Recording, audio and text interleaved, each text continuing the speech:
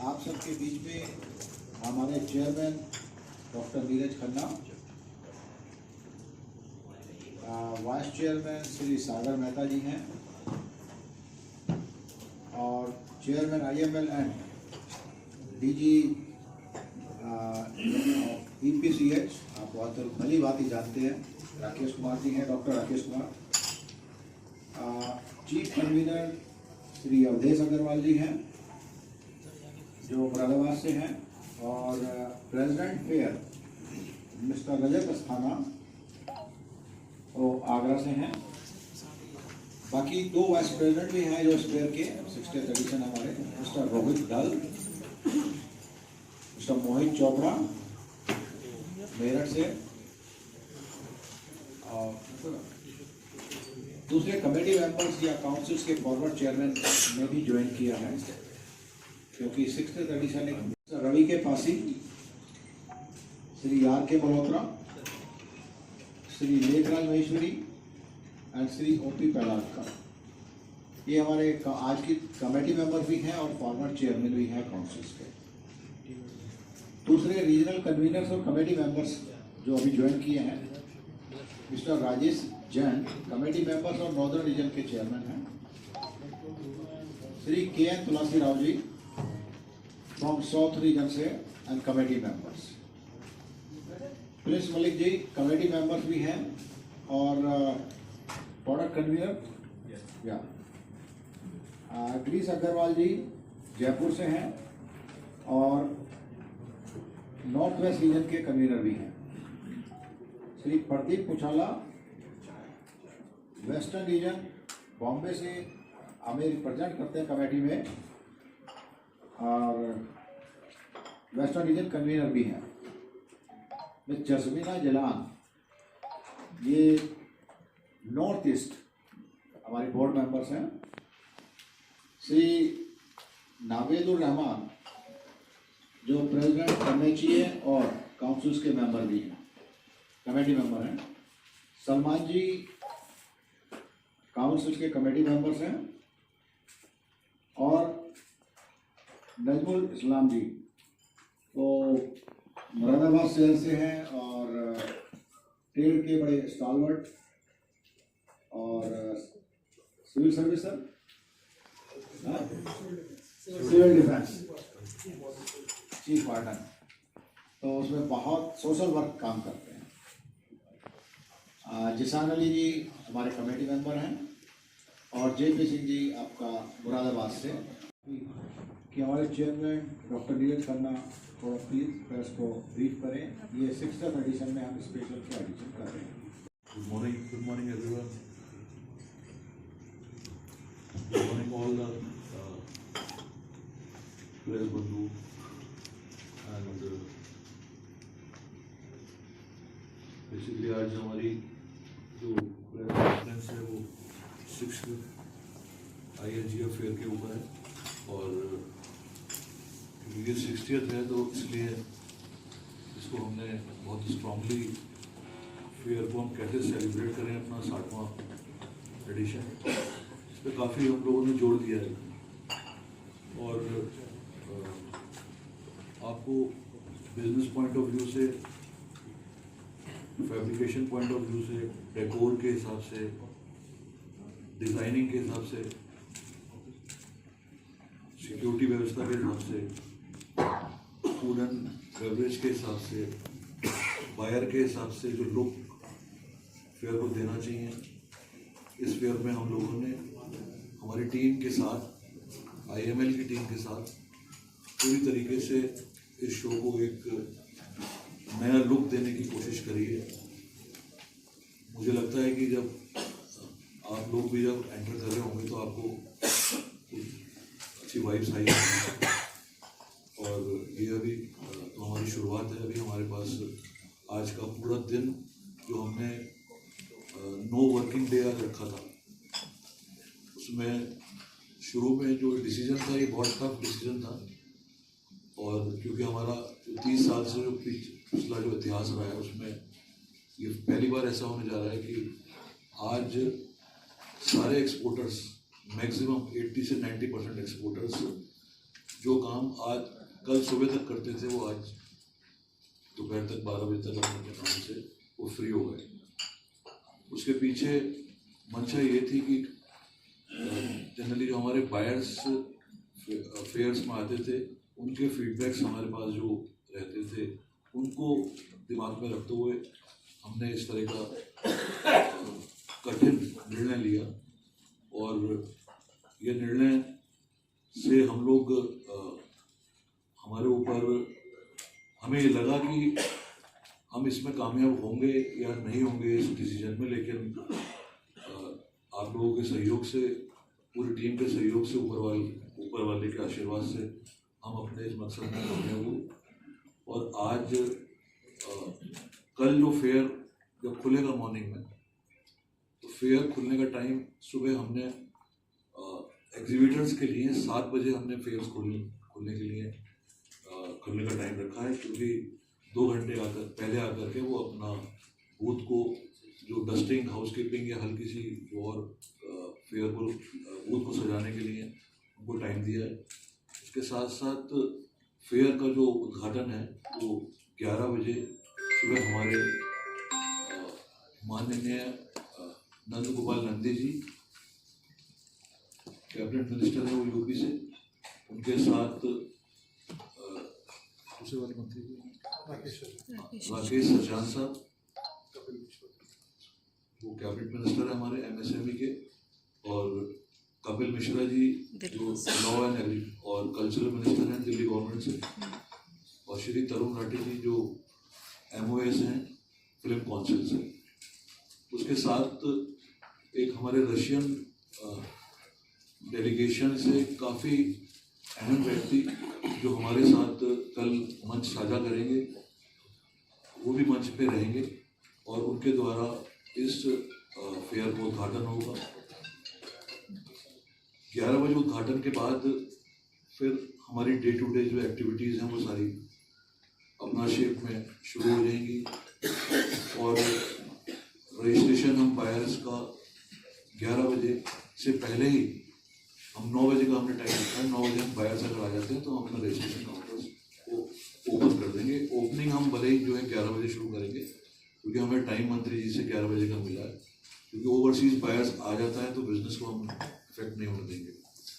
उसके साथ साथ जो हमारी दिनचर्या है वो एक्टिविटीज़ हैं, वो इस तरीके की एक्टिविटीज़ हैं जिसमें सिम्पोजियम्स का हम लोगों ने एक समय रखा है, जिसमें हमारे इंडस्ट्री से जुड़े हुए जो इम्पोर्टेंट व्यक्ति जिनको इस ट्रेड के बारे में काफ़ी जानकारी है, चाहे वो ओवरसीज जानकारी हो या डोमेस्टिक बिजनेस के बारे में जानकारी हो, इस तरीके के कुछ इम्पोर्टेंट व्यक्ति जो सिम्पोजियम को कंडक्ट करेंगे और उसमें जो प्रतिभाग करेंगे, जो हमारे युवा निर्यातक हैं, आने वाली जो जनरेशन है वो जनरेशन उसको अटेंड करेगी।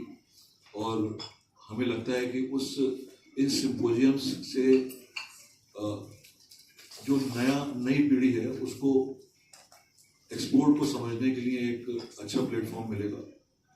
उसके साथ साथ उसमें फॉर एग्जांपल डिज़ाइन से संबंधित अगर हम बात करते हैं तो डिज़ाइन के ऊपर भी हमारा सिम्पोजियम है, कंप्लाइंस के ऊपर हमारा सिम्पोजियम, इसमें विशेषज्ञ लोग जो हैं उन लोगों को बुलाया गया।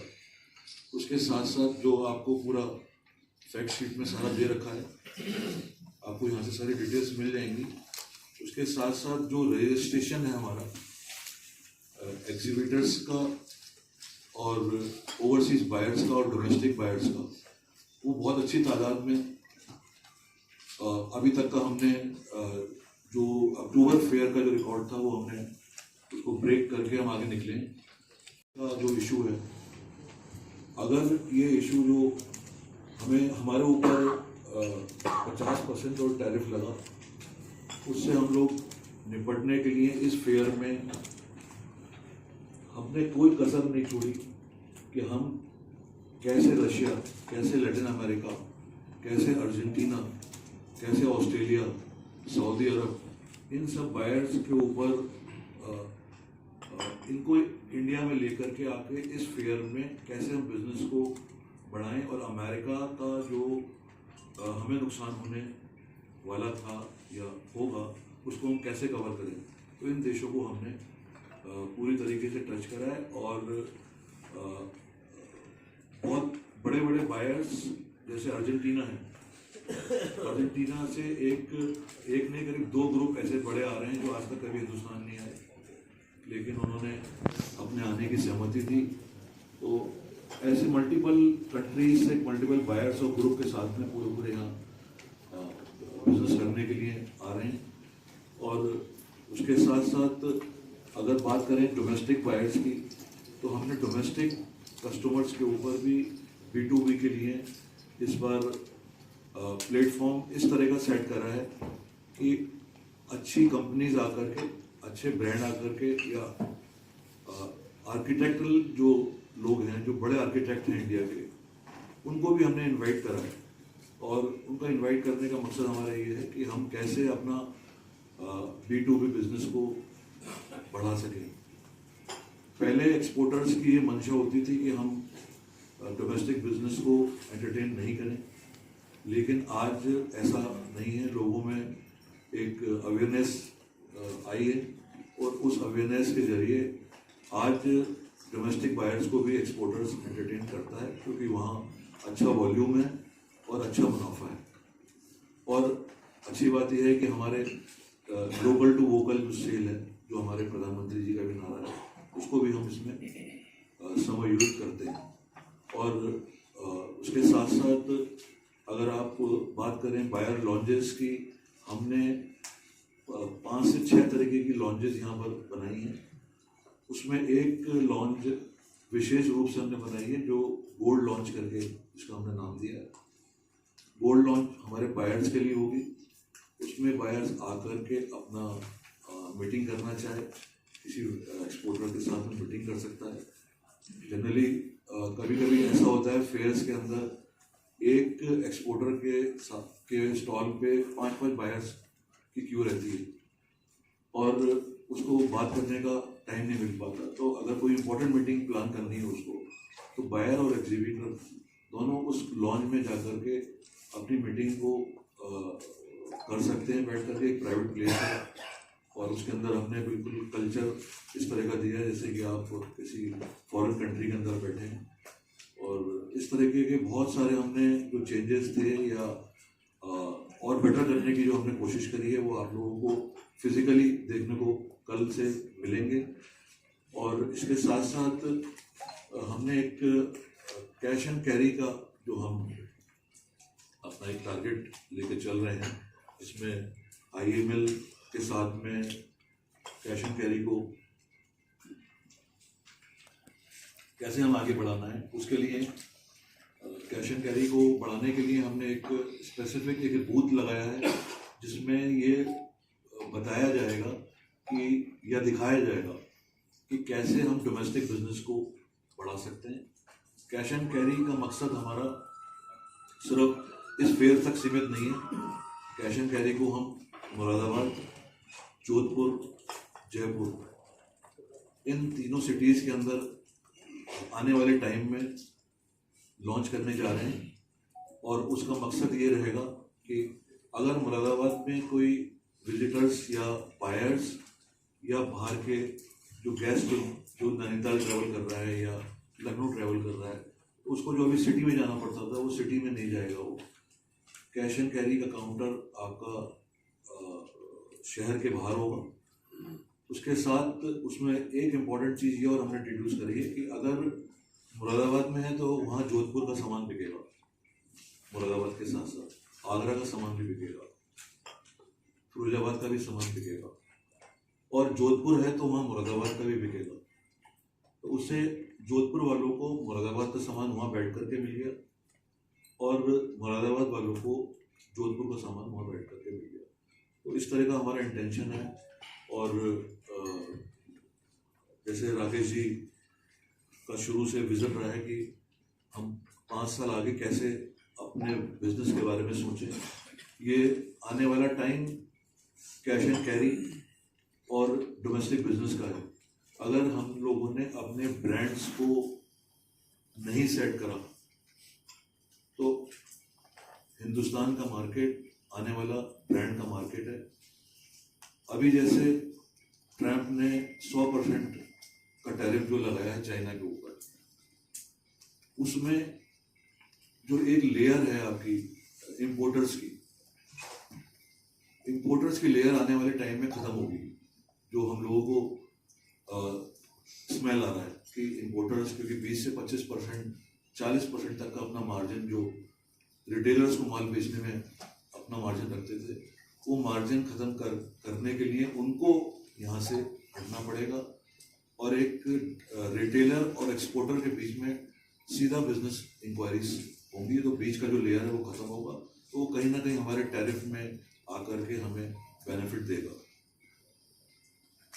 उसके साथ साथ क्योंकि हमारी ये 60th एनिवर्सरी है, 60th एनिवर्सरी को देखते हुए हमने अपने 1994 से जब हमारा पहला शो प्रगति मैदान के अंदर लगा था, उस टाइम से लेकर के अब तक जो एक्सपोर्टर्स EPCS के साथ में जुड़े हुए हैं और लगातार फेयर को टच कर रहे हैं, आते हैं और बिजनेस कर रहे हैं, ऐसे सम्मानित एक्सपोर्टर्स को हम रोज एक सम्मान का, क्योंकि तादाद ज़्यादा है, करीब 100 से ऊपर एक्सपोर्टर्स हैं जो अभी तक लगातार आ रहे हैं, और कुछ एक्सपोर्टर्स ऐसे हैं जो एक्सोमार्ट में हैं और लेकिन हमारे फेयर के साथ में जुड़े हुए हैं। उनको हम सम्मानित का एक सम्मान देने का एक कार्यक्रम जो 5 दिन तक लगातार होगा वो हम करेंगे। उसके साथ साथ 16 तारीख को मैं ये चाहूँगा कि आप सब लोग भी 16 तारीख को निमंत्रित हैं और आकर के हमारा जो एक बहुत इम्पोर्टेंट प्रोग्राम होने जा रहा है, जिसका नाम हमने दिया मंथन शाम को 5 बजे शुरू होगा और फॉलोड बाय डिनर है। मंथन में हम कैसे EPCS को एक ग्रेटर EPCS की तरफ लेकर के जाना है, उसमें संवाद करेंगे और वो ग्रेटर EPCS कैसे बनेगी उसके लिए एक ओपन प्लेटफॉर्म पे हम लोग बात करेंगे। उसमें हमारे बीच में हमारे मेंटोर श्री राकेश कुमार जी और हमारे जितने भी पूर्व में चेयरमैन रह चुके हैं EPCS के, उसके साथ साथ जो यंग, जिसको हम बोलते हैं कप्स को साथ में इन्वॉल्व करेंगे, उनके विचार सुनेंगे कि उनके दिमाग में हमारी इंडस्ट्री के लिए क्या फ्यूचर है, क्या उनके दिमाग में चल रहा है, क्या वो हमें बता सकते हैं लीडर्स को कि वो हम क्या करें जिससे कि इंडस्ट्री और डेवलप हो। और पुराने जो हमारे चेयरमैन हैं उनको उनसे हमें ये मालूम चलेगा कि उन्होंने क्या करा और क्या हमें करना है, क्या करना चाहिए। इस तरह एक मंथन का कार्यक्रम होगा, आप लोग वो अवश्य अटेंड करें। और मैं इसी के साथ सभी मेरे CEO मेंबर्स, मेरे सारे मित्र, मेरे बड़े, मेरे बुजुर्ग, मेरे टीम के मेंबर्स RK वर्मा जी, रावत जी और नजम भाई, अवधेश अग्रवाल जी, राकेश जी, मेरे वाइस चेयरमैन श्री सागर मेहता जी, हमारे फेयर के अध्यक्ष जो आगरा से हैं और बहुत डायनेमिक हैं, और आगरा में आपका काफ़ी बड़ा एक्सपोर्ट का बिजनेस है।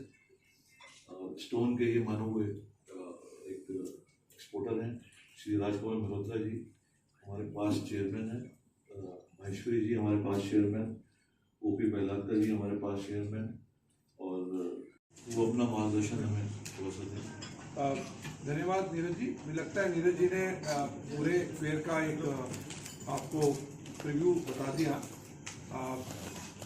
अच्छा रहेगा कि इसके बताने के बाद में हम लोग सीधा क्वेश्चन आंसर करें, ताकि प्रेस के प्रतिनिधि यहाँ अपने क्वेश्चन आंसर करें और हमारे बीच में जो अपने फील्ड के लोग हमारे बैठे हैं वो अलग अलग तरीके से फिर वो उस क्वेश्चन का आंसर करेंगे। वाइस चेयरमैन भी होंगे, प्रेसिडेंट फेयर भी हैं, अवधेश जी हैं, हमारे सब कन्वीनर हैं, सीनियर मेंबर हैं, तो बेहतर रहेगा। और दूसरा, इसके तुरंत बाद में आपको आज मौका मिलेगा कि आप प्रीव्यू देखने जरूर जाएं। आज का जो प्रेस कॉन्फ्रेंस है, प्रेस कॉन्फ्रेंस नहीं है, प्रेस प्रीव्यू है। प्रेस प्रीव्यू है मतलब आपको हम फेयर एक दिन पहले दिखा रहे हैं तो आप प्लीज़ यहाँ से फिर आप पूरे अंदर जाकर के देखिए, आपको बूथ लगे हुए मिलेंगे, आप उसके फोटोग्राफ लीजिए, अपने आप प्रकाशित कीजिए, जैसे आप न्यूज़ बनाना चाहते हैं बनाइए। तो सब पूछिए बेहतर है, क्योंकि एक ही चीज़ बार बार कहेंगे। शुरू करें सर, आपका नंबर दीजिए। बाइक Hello. Respected Rakesh ji, our chairman, Dr. Neeraj Khanna ji, vice chairman Sagar Mehta ji और हमारे नेशनल कन्वीनर अवधेश अग्रवाल जी,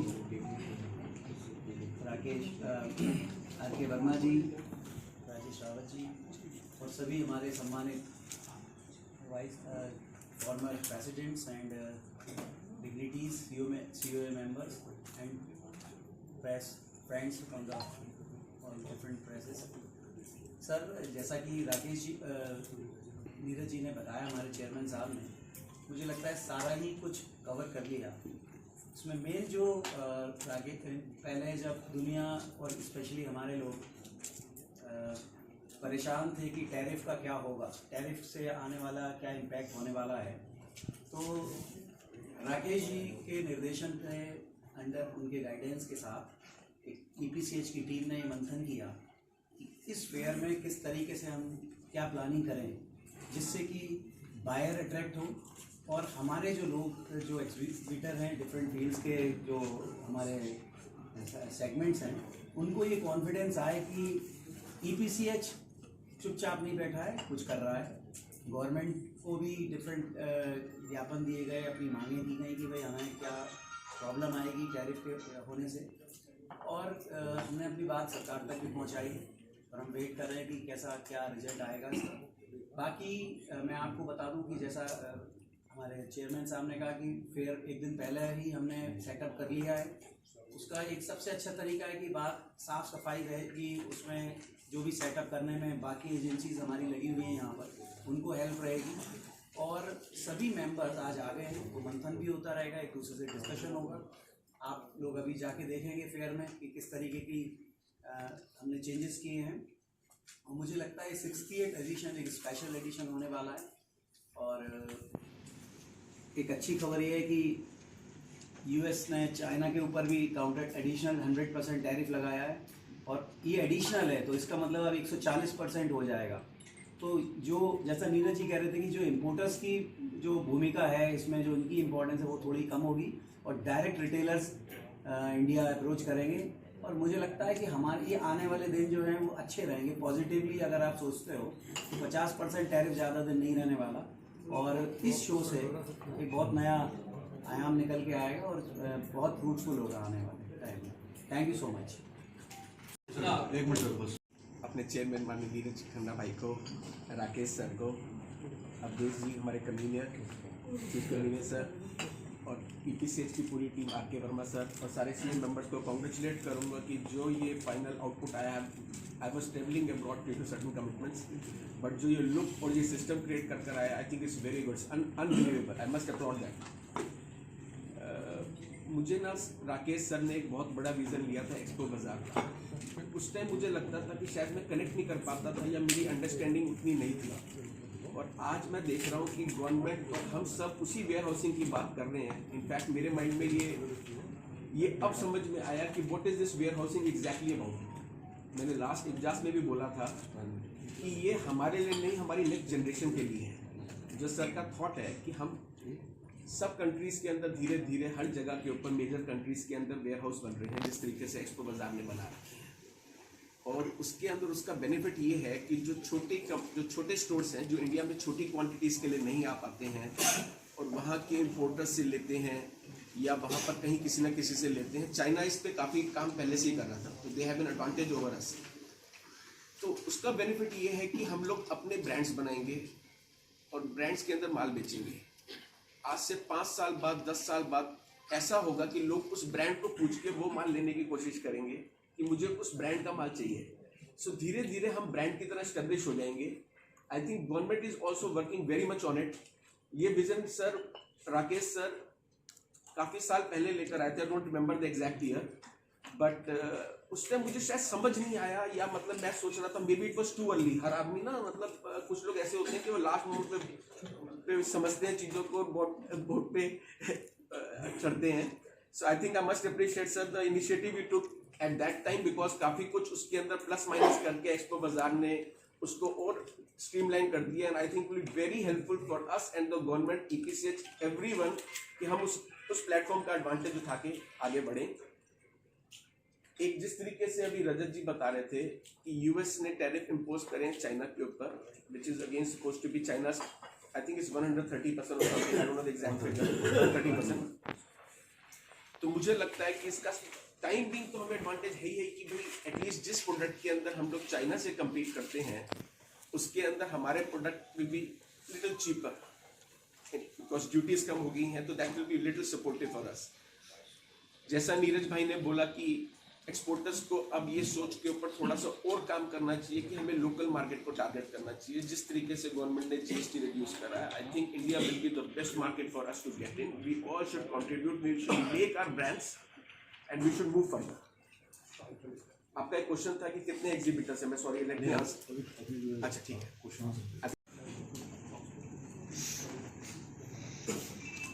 दुनिया की सबसे बड़ी फेयर में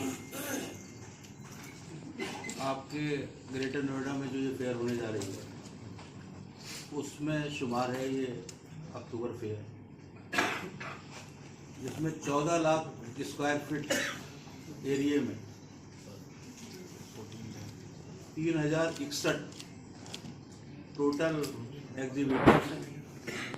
2161 एग्जीबिटर्स हॉल्स में अपनी नुमाइश कर रहे हैं और 900 परमानेंट। दुनिया की नज़र ट्रम्प अमेरिका पर है और EPCH, IML और आपकी नज़र भारत कैसे जीतेगा इस पर है, और निश्चित रूप से भारत जीतेगा और दुनिया देखेगी कि भारत इस समय में भी कैसे जीता है। 3200 बायर्स ने अभी तक अपनी कंफर्मेशन दे दी है इस फेयर में आने के लिए, और ये 3200 बायर इस समय वो आ रहे हैं जिन्हें हर हालत में खरीदारी करनी है। 1500 डोमेस्टिक बायर्स ने अपनी कंफर्मेशन दे दी है, डेली कंफर्मेशंस आ रही हैं। निश्चित रूप से ये फेयर एक नया आयाम पैदा करेगी निर्यातकों के लिए, भारत की प्रगति के लिए, और इसमें आप सबका जो अमूल्य सहयोग है वो ज़रूरी होता है और हमेशा मिलता है कि किस तरीके से भारत जीतेगा, किस तरीके से हम आगे बढ़ रहे हैं। तो जैसे कि हमारे मेंटोर राकेश जी ने बताया कि अभी आप एक फेयर का जब चक्कर लगाएंगे तो आपको ये दिख जाएगा कि भारत किस प्रकार से जीतेगा, और हमें ये आशा है कि आपके द्वारा जो भी प्रेषित होगा देखने के बाद वो भारत को जिताने में एक बहुत बड़ा कदम साबित होगा। टैरिफ बहुत महत्वपूर्ण सवाल नहीं है, क्योंकि पूरी दुनिया ही टैरिफ खेल रही है। अगर खाली हम अकेले टैरिफ के माल में होते तो सवाल होता। सोना अगर हमारे यहाँ तेज है तो सोना अमेरिका में भी तेज है, सोना दुबई में भी तेज है, इसलिए ये कोई बहुत बड़ा विषय नहीं है। विषय ये है कि हम लोग दुगनी ताकत से चौगने जोश के साथ इस फेयर को नए तरीके से बायर्स को आमंत्रित कर रहे हैं। हमारे EPCH के सारे CEOs ने, हमारे चेयरमैन ने, हमारे वाइस चेयरमैन ने, सब लोगों ने अथक प्रयास किया है संपूर्ण भारत से जो जगह हमसे अछूती थी, जिनको हम छू नहीं पा रहे थे, वहाँ से विदेशी बायर्स को अपनी फेयर में लाने के लिए। और सबसे बड़ा विषय है हम उसमें सक्सेसफुल हुए हैं, कामयाब हुए हैं। जो आने वाले 5 दिन हैं ये स्वर्णिम इतिहास लिखेंगे निर्यात का और निर्यातकों का। यही मैं मैसेज आप सबको देना चाहता हूँ। आशा है आपके माध्यम से हम सब इसमें विजयी होंगे। धन्यवाद, थैंक यू सो मच। जो रिसेप्शन है वो बहुत जबरदस्त है। ये मेरा प्रश्न तो अब इतना सारी जो खबरें आ रही हैं उसके बीच में जो उम्मीद की किरण आपने दिखाई, आपने बोला कि अर्जेंटीना से एक डेलीगेशन आ रहा है, रसिया से डेलीगेशन कल आपके साथ रहेगा, तो क्या नया मार्केट पर फोकस हो गया? अमेरिका को पीछे कर रहे हैं आप लोग? अमेरिका जो है सो है, लेकिन वो भी रहेगा, लेकिन और जो नए एरियाज हैं, जो ग्रे एरिया है, उस पर काम करने की बात हो रही है। देखिए, ग्रे एरियाज में हमने बेहद तेज़ी से काम करा है पिछले 4 महीने के अंदर। जैसे आपका अर्जेंटीना है, रशिया है। रशिया आने वाले टाइम में, रशिया बहुत बड़ा मार्केट है, लेकिन क्योंकि हमारा सारा फोकस अमेरिका की तरफ था, इसलिए मैं तो पर्टिकुलर ये मानता हूँ कि अगर टैरिफ लगाए तो ये हमारे लिए एक चैलेंज है, और इस चैलेंज से को लेकर के हम कैसे अलग अलग कंट्रीज में इसको फुलफिल करें, और जिसका प्रयास हम आज से नहीं, आज हम काफ़ी टाइम से हमने शुरू कर दिया था, और इसका रिजल्ट आपको देखने को मिलेगा कि जो हमारे फॉरेन बायर्स आ रहे हैं ये अलग अलग कंट्रीज से लंबी तादाद में यहाँ मौजूद रहेंगे। जैसा कि अग्रवाल जी ने बोला कि 30 to 100 तो फिक्स है, मतलब वो तो बायर आ ही रहे हैं, कुछ और इसमें इजाफा होने वाला है? देखिए ये तो 3200 फिगर दी है, ये तो रजिस्ट्रेशन की फिगर है। अभी मेरे हिसाब से ये फिगर करीब 4000 से ऊपर जानी चाहिए, क्योंकि रजिस्ट्रेशन वाली, और उसके अलावा 1000 की फिगर जानी चाहिए। अभी वो जो बाइंग एजेंट एसोसिएशन जो हमारी है, बाइंग एजेंट्स के साथ में जो बायर आता है, जो रजिस्ट्रेशन यहीं आके कराता है, या बहुत एक्सपोर्टर्स ऐसे हैं जो अपने बायर को बुलाते हैं और वो यहाँ आकर के रजिस्टर्ड होता है, तो 5000-6000 के आसपास कस्टमर टोटल यहाँ गिरना चाहिए। मंथन पर और एक सवाल कि मंथन में क्या ऐसा रहेगा, क्योंकि मंथन है तो काफ़ी कुछ आप उस पर रिसर्च होगा, सब कुछ होगा कि भाई कैसे इसको ग्रेटर जो आपने बोला उस पर क्या कहेंगे राकेश जी, अगर आप प्रकाश डाल दें तो मंथन पर थोड़ा सा। देखिए, जैसे आपने बिल्कुल दुरुस्त कहा कि अब हम वरिष्ठता की ओर चले गए हैं, नाउ सीनियर ईपीसीएच हो रही है, सीनियर आईजीएफ हो रहा है, और यही वजह है कि वरिष्ठ होने के बाद भी आपको अपने आप को बिल्कुल उसी डेंटिंग पेंटिंग में दिखना चाहिए। आप इस बार की जो हमारी जो डेकोरेशन इंटीरियर सब देख रहे हैं कि बिल्कुल जैसे कि हम अभी तरुण हैं और अभी पहला फेयर है।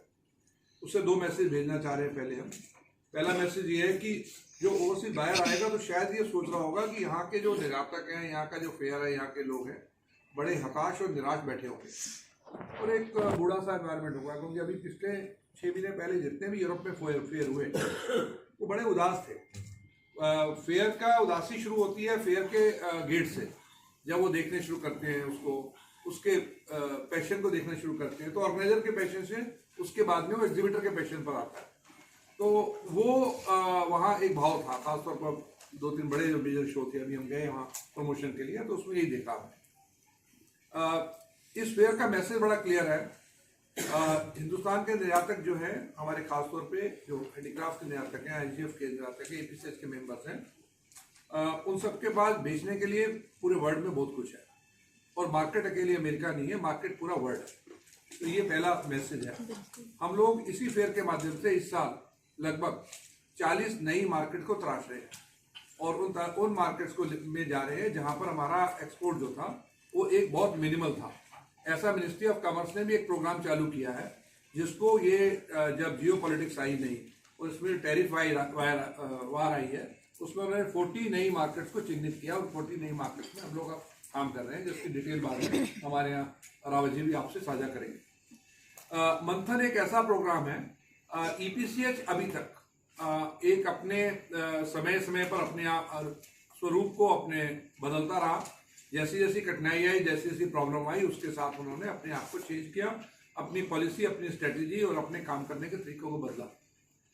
आने वाले अगले हमारा 10 साल हमारा कैसा होगा और हमारी जनरेशन उस बिजनेस को अडॉप्ट करेगी, तो वो हम एक मिलन है, golden with the next gen, वो एक मिलन है। गोल्डन मीन्स जो हमारे वरिष्ठ निर्यातक हैं, जो फर्स्ट जनरेशन थे, जो पहले के जनरेशन थे, जो काम कर रहे थे, और अब जो नए लोग आना चाहते हैं, उसमें नए बडिंग एंटरप्रेन्योर भी हो सकते हैं और उसमें हमारे बच्चे भी हो सकते हैं। तो इन दोनों का एक तरह से हम लोग वहाँ समावेश देखना चाहते हैं, इन दोनों की कनेक्टिविटी देखना चाहते हैं। एक के पास एक्सपीरियंस और दूसरे के पास उत्साह है, इन दोनों को हम कनेक्ट करके करना चाह रहे हैं। इसी मंथन के सिलसिले में हम ये देखना चाहते हैं कि अभी तक हमारी दौड़ मात्र कुछ देशों तक थी, वो देश से कुल मिलाकर के देखा जाए तो 32 देशों तक हमारी दौड़ थी। हमारा एक्सपोर्ट का डाटा भी अगर आप देखें तो कुल मिला के 11 कंट्री हमारा 76% ऑफ एक्सपोर्ट जो है वो कंट्रीब्यूट करती है, और उसमें से भी 34% हम अमेरिका को करते थे, 33% अकेला हम यूरोपियन यूनियन को कर रहे थे। तो ऐसे में अब हम अपने आप को कैसे बदलें और नई जियोपॉलिटिक्स में हम अपने आप को कहाँ कैसे कैसे लेके जाएं, मंथन उसी पर आधारित होगा। मंथन में एक और चीज खासतौर पर होगी कि बायर्स ने तो हमारे यहाँ अलग से लेयर काट दी, यानी अब वो बायर हर जगह हमारे यहाँ मैन्युफैक्चर के बाद डायरेक्ट जाना चाह रहा है, लेकिन क्या हम आने वाले समय में वहां डिस्ट्रीब्यूशन चैनल की एक परत को कम कर सकते हैं? यानी हम डायरेक्ट कंज्यूमर तक नहीं कह रहे, हम क्या हुआ डायरेक्ट रिटेलर तक, मॉम एंड पॉप स्टोर तक, स्पेशलिटी स्टोर तक, बुटीक स्टोर तक, क्या हम अपने उत्पाद को डायरेक्ट ले जा सकते हैं? अगर ले जा सकते हैं, अगर हाँ है और हम उस करने की शक्ति रखते हैं, जिसकी शुरुआत ऑलरेडी 2 साल पहले हो चुकी है और जिसमें पाइपलाइन ऑलरेडी सेट कर दी गई। यूएसए में वेयर हाउस खोल दिए गए हैं, यूरोप में वेयर हाउस खोल दिए गए हैं, यूएसए और यूरोप में दोनों में शोरूम भी चालू हो गए हैं, अभी 3 है और जनवरी के बाद में 6 हो जाएंगे, ऐसा कर रहे हैं। टेक्सटाइल मिनिस्ट्री भी उसको बड़े तरीके से देख रही है और अभी हाल ही में माननीय कपड़ा मंत्री ने हमारे साथ जो मीटिंग हुई थी उसमें कहा था कि मैं इसी प्रयोग को वास्तव में हमारी आने वाला जो कल है हमारे निर्यात की जो एक बड़ी जो हम कहेंगे स्ट्रेंथ होने वाला है, यही प्रयोग होने वाला है, जहां पर हम सामने होलसेलर और इंपोर्टर के एक चैनल को अगर हम कट करेंगे और हम डायरेक्ट डिस्ट्रीब्यूशन करेंगे तो वही एक तरीका है कि जिसके जरिए हम वहां पर अपना बीच का एक लेयर के जरिए एक परत कम करेंगे, हमारा उत्पाद वहां सस्ता होगा और direct from D to B जाएगा अभी, यानी डायरेक्ट मैन्युफैक्चर से हम अभी वहां पर बिजनेस वाले के पास जाएंगे, उसके अगले 15 साल में हम शायद D2C भी जाएंगे, यानी डायरेक्ट टू कंज्यूमर, वो उसके नेक्स्ट बात है। अभी हम जिट प्रणाली के जरिए यानी जस्ट इन टाइम के जरिए 3 दिन के अंदर हर दुकान के अंदर अपना वो सामान पहुंचाना चाहते हैं, हर रिटेलर को वो सामान पहुंचाना चाहते हैं। जो रिटेलर हमेशा अपना सामान वाया लेता है और उसके अंदर 70-80% ऐड करता है। मेरी ये बात जो है वास्तव में एक अपने जो अभी के जो निर्यातक हैं, खासतौर पर वो बड़े निर्यातक हमारे बीच में हमारे मित्र भी हैं, हमारे साथी हैं, उनके लिए शुरू में समस्या उत्पन्न कर रही होगी और उनको लगेगा कि हम बीच में अगर वो चैनल हटाएंगे तो शायद हम लोग जो बाइंग एजेंसी से काम करते हैं, हम डायरेक्ट काम करते हैं, हमारे काम में बाधा पड़ेगी या हमारी क्वांटिटीज कम हो जाएंगी, लेकिन वास्तव में ऐसा नहीं होगा। आने वाला समय यही है, अगर हम आज अडॉप्ट करेंगे तो हम रहेंगे और नहीं करेंगे तो हम परफॉर्म और पेरिश, यही होने वाला है और इसी तरह से परफॉर्म करना पड़ेगा। मेरा एक सवाल है, अंतर्राष्ट्रीय विशेष रूप से यूएस की टैरिफ पॉलिसी के बाद कई देश प्रभावित हुए हैं, तो ऐसी स्थिति में हर देश दूसरी मार्केट तलाश रहा है और अपने डोमेस्टिक मार्केट को मजबूत कर रहा है। इस स्थिति में भारत में अपने डोमेस्टिक, जो आपने भी बोला है, डोमेस्टिक मार्केट को फोकस करके तेजी से चल रहा है, लेकिन इसके बाद चाइना का हमारे यहाँ काफी, तो क्या हम चाइना के अंदर इस तरह अपना कुछ स्पेस तलाश पा रहे हैं क्या? हमारे चेयरमैन साहब बताएंगे आपको, हमारी one of the major market आने वाले समय में चाइना है और चाइना के अंदर हमारे जो प्रोडक्ट हैं, जो कि हमारे हैंडमेड प्रोडक्ट हैं, वो लोग बहुत लाइक करते हैं। चाइना में जो भी व्यक्ति हमारे यहाँ से सामान लेके जा रहे हैं, वहाँ के फेयर में जा रहे हैं, इंडिविजुअली जा रहे हैं, चाइना हमारी एक बड़ी मार्केट के नाते पर आ रहा है, क्योंकि पहले हमें लगता था कि चाइना हैंडीक्राफ्ट में ज्यादा होगा। धीरे धीरे हमारा कंपटीशन चाइना के साथ हैंडीक्राफ्ट में कम हो रहा है, वो वियतनाम के साथ, इंडोनेशिया के साथ, मलेशिया के साथ ज्यादा बढ़ रहा है। चाइना में वो लोग जो आज दिन तक हाथ से बनाते थे, धीरे धीरे वो मशीन की तरफ चले गए हैं और मशीन से बनाने वाले टेक्नोलॉजी की तरफ बढ़ गए हैं। चाइना के अंदर बड़ा ट्रांसफॉर्मेशन है, तो इसलिए वहां की जो लेबर है, उस लेबर के साथ अब कंपटीशन एक लिमिटेड है। और खासतौर पर थैंक्स टू मिस्टर ट्रम्प, जिन्होंने आज कल शाम तक तो 100% एडिशनल लगा दिया, आज कल सुबह का पता नहीं है, लेकिन अभी उत्साह है लोगों में, तो मुझे लगता है बड़े टाइमली उन्होंने अनाउंसमेंट किया है, तो लगता है नीरज जी ने कोई अपनी नेटवर्किंग की है। यहाँ पर ऐसा उत्साह, एक उत्साह का माहौल है, बाहर में उत्साह है और यूएस से लोग आ रहे हैं पिछले 2 दिन में, खासतौर पे कल रात से और आज सुबह से वीजा लेने के लिए बार बार लेटर वहां से आ रहे हैं। टोटल 77 लोगों को कल शाम को वीजा के लेटर इशू किए हैं, तो बड़ी तादाद में यूएस से बाहर यहाँ आ रहा है। ये एक बड़ी अच्छी कहा कि मतलब कि चाइना के ऊपर लगा दिया 100%, तो आपने इंडिया में उत्साह है, ठीक है, क्या भरोसा है कि यूएस इंडिया में लाएगा आगे? ऐसा आज शाम तक की खबर है, कल सुबह आप भी नहीं जानते क्या हो, और शायद वो खुद भी नहीं जानते लगाने वाले जो अब हमारे साथ आगे आने वाले हैं। मंथन के जरिए अब हम ये तैयार कर रहे हैं। अभी तक ईपीसीएस 5 रीजन के लिए काम करती थी, 6 रीजन हो गए थे बाद में, अभी क्या 7 पहुंचे? 7 हो गए। नॉर्थ ईस्ट अब आ गया साथ में, 7 रीजन हो गए। तो बेसिकली हम 7 रीजन से काम करते हैं, जिसमें से मुख्यतः 3 रीजन जो थे, नॉर्थ, सेंट्रल रीजन और नॉर्थ वेस्ट रीजन, ये 3 रीजन ज्यादा काम कर रहे थे, लेकिन बाकी 4 भी कर रहे थे। अब नया जो प्रयोग शुरू हुआ है, जो मंथन का प्रयोग शुरू हुआ है, जिसमें आप सब कर्णधार यहाँ बैठे हैं हमारे, और जो हमारे ट्रेड को चलाते हैं, उन लोगों ने लगभग 187 क्लस्टर में काम करने की ठानी है। अब ईपीसीएस 187 चैप्टर्स को इंट्रोड्यूस करने वाला है। उस जगह में चाहे ईपीसीएस के 5 मेंबर्स हों, लेकिन वहां भी एक्टिविटी होगी जहां ये काम होगा। चाहे वो किशनगढ़ हो, वहाँ पेंटिंग बनाने वाले बैठे हैं, चाहे वो गंगानगर हो, कोई भी जगह है जहाँ पर 10 से ज़्यादा 20 कारीगर हमारे मेंबर्स हैं, सरदार शहर है, ऐसी जगह, लेकिन वो जगह बढ़ सकती है, ऐसी जगह को हम मार्केट कर रहे हैं। तो अब लार्ज क्लस्टर के अलावा छोटे क्लस्टर और मध्यम क्लस्टर के बीच में भी काम की हम लोगों ने ठानी है, और वहाँ से एंटरप्रेन्योर, यंगस्टर, वो सब लोग आगे बढ़ेंगे, और जो एक वातावरण है उसको तैयार किया जाएगा। निर्यात के लिए जो प्रोडक्ट बनता है वो वास्तव में कितना खूबसूरत और इतना ज़्यादा क्वालिटी के लिए उन्नत होता है कि उस प्रोडक्ट को जब हम देसी मार्केट में उतारते हैं तो हर आदमी उसको हाथ खोल करके उसको लेना चाहता है। तो हमारी डोमेस्टिक अपनी मार्केट और साथ में बाकी देशों की मार्केट के अंदर भी हम इसको साथ में ला रहे हैं, और entrepreneur, young budding entrepreneur, they are going to be our focus in the next few years. इसमें नीरज जी कुछ और कहना चाहेंगे? क्या इसमें हैंडीक्राफ्ट के जो छोटे छोटे जो कारीगर्स हैं उनको क्या इसमें लाभ मिलेगा? देखिए, कारीगर जो है डिपेंड होता है एक्सपोर्टर पे या डोमेस्टिक खरीदार के। तो जब टैक्स कम हुआ है तो सेल डेफिनेटली बढ़ेगी, और जब हमारी सेल बढ़ेगी तो हम कारीगर से ही माल बनवाना है हमें, तो कारीगर भी इससे जो है बेनिफिशियल होगा निश्चित रूप से। जी, आपने बड़ा ठीक कहा। वास्तव में आप अपने मंच के थ्रू, खासतौर पे जी बिजनेस के थ्रू जो SME मंच आप लेके आते हैं, जी पर पूरा प्रोग्राम लेके आते हैं, उसमें आप नॉर्मली इन चीज़ों को आगे रखते हैं। अभी हमारे चेयरमैन एक डेलीगेशन लेके गए थे UK, जिसमें सेक्रेटरी टेक्सटाइल थी और पूरे टेक्सटाइल सेक्टर का एक डेलीगेशन गया था। और वो जो FTA रिसेंट हमारा UK के साथ साइन हुआ है, जो अगले साल में लगभग उसकी शुरुआत हो जाएगी, वास्तव धरातल पर आ जाएगा। ऐसा जो 13 अभी FTA है, उन 13 FTA में हम लोग ऑलरेडी काम कर रहे हैं। जापान उसमें खासतौर पर एक इम्पोर्टेंट है।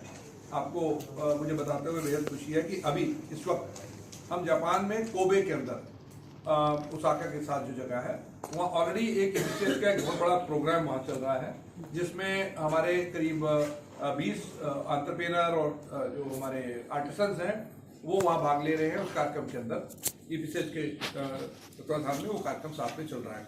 ऐसे जितने भी FTA के साथ हमारे FTA हुए हैं, उन FTA में वो काम हो रहा है। कॉमर्स मिनिस्टर के साथ लगातार और कॉमर्स मिनिस्ट्री के साथ लगातार बात हो रही है कि और अधिक से अधिक FTA हमारे साइन किए जाएं, और जहाँ पर हम उनके साथ काम कर सकें। FTA के अलावा जो अभी US का जो पूरा का पूरा इशू है, उस इशू पर जैसे और एक्सपोर्ट प्रमोशन काउंसिल ने, हमने भी यहाँ पर एक अपना सबमिशन दिया है टेक्सटाइल मिनिस्ट्री को, और उस सबमिशन में हमारा कुल मिलाकर के एक एनालिसिस हमने उनको दिया है। उस एनालिसिस में हमने बताया है कि हमारा as a matter of fact पूरा हैंडीक्राफ्ट का किसी से कंपटीशन नहीं है। हमारे डिफरेंट HS कोड के कंपटीशन डिफरेंट कंट्रीज से है, यानी कुछ ऐसे प्रोडक्ट हैं जिनका कंपटीशन वियतनाम से है, कुछ प्रोडक्ट हैं जिनका कंपटीशन हमारा बांग्लादेश से है, कुछ प्रोडक्ट हैं जिनका कंपटीशन हमारा टर्की से है, अलग अलग कंट्री से है, कुछ का इंडोनेशिया से है। और हमने उनके जो टैरिफ रेट्स हैं, चाइना हमारे लिए इतना बड़ा कंसर्न नहीं है, चाइना उसके बाद आया कंसर्न, 40-50% कंसर्न चाइना भी, मेटल वगैरह में चाइना का कंसर्न है। उनमें जो टैरिफ रेट लगे हैं और हमारे यहाँ जो टैरिफ रेट लगे हैं, उसका एनालिसिस देकर के हमने बताया कि हम लोग मार्केट में जाने के बाद कितने एक्सपेंसिव हैं देन दी अदर कंट्री। जब मेरा लैंडिंग प्रोडक्ट का एक लैंडिंग प्राइस जब US में रहेगा और बाकी कंट्री का रहेगा, उन कंट्री का रहेगा कंपटीटर कंट्री, तो हम कितना उसमें लॉस में है। ये नॉर्मली जो हमने देखा करीब -19 मतलब 19% से लेके 34% तक हम लोग एक हमने कॉम्पिटिटिव फिगर बनाई है जिसमें हम लोगों का अपना गैप है। ये क्रिटिकल गैप है। इस क्रिटिकल गैप को मीट करने के लिए हमने सरकार को कुछ अपनी जो है रिक्वेस्ट रखी है इस डाटा के साथ में, और उसको आपको पेपर भी हम आपको प्रोवाइड करा देंगे। हमारे रावत जी और वर्मा जी अपने डी वो आपको एक बकाया इसका सबमिशन हुआ है जिसके अंदर में हम लोगों ने ROSTTL की बात भी की है, जिसके अंदर हमने खासतौर पर एक तरह से सपोर्ट, कैश सपोर्ट भी कहा है कि एक एवरेज कैश सपोर्ट बनाया जाए मार्केट के लिए, और साथ ही हमने कहा है कि बैंक से भी कुछ राहत दिलाई जाए। जो अभी हमारे pre shipment post shipment credit जो इंटरेस्ट इक्वलाइजेशन स्कीम है उसमें फर्दर उसको इजाफा किया जाए, और इसके साथ ही हमने वहाँ पर ये भी कहा है कि हम लोगों की मार्केट एक्सेस इनिशिएटिव्स की सपोर्ट बाकी कंट्री के लिए बढ़ाई जाए। तो अभी क्योंकि सरकार भी अभी तक बातचीत में लगी थी और पिछले महीने के बाद ही शायद ऐसा बात लगी है कि शायद यूएस में बहुत कुछ उसका हमें रिजल्ट नहीं आ रहा, तो अभी तक तो उसके ऊपर कुछ सरकार की तरफ से हमें कुछ राहत के बिंदु नहीं मिले हैं। एक और खास बात हमने कही थी कि पूर्व में ATHSC एक होता था सेक्शन इनकम टैक्स में, जिसके जरिए all taxes on the income tax were free from income, वो ATHSC सेक्शन हमने उसको भी रिवाइज देने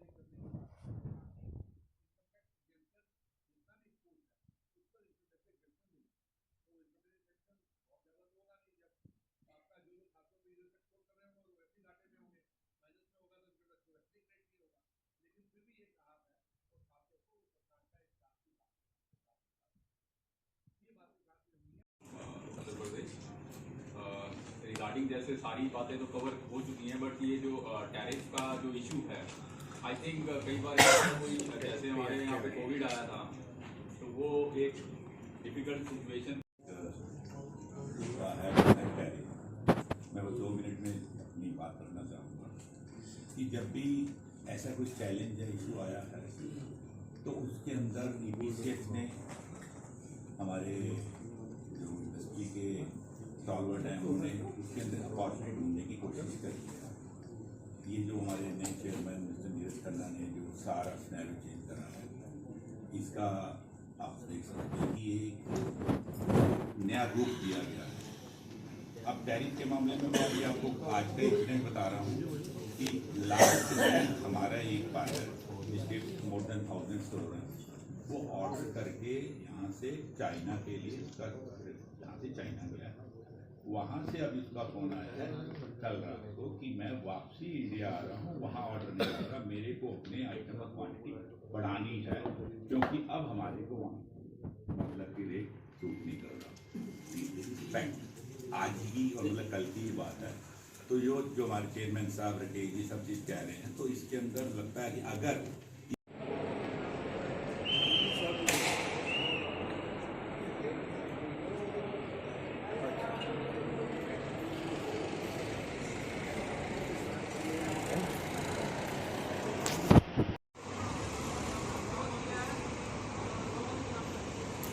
IGF दिल्ली फेयर ये शुरू होने वाला है। 60 संस्करण, इसका 60वां संस्करण प्रारंभ होगा और आप सभी का ग्रेट स्वागत है इस मेला में। दिल्ली फेयर मेला एक्सपो मार्ट में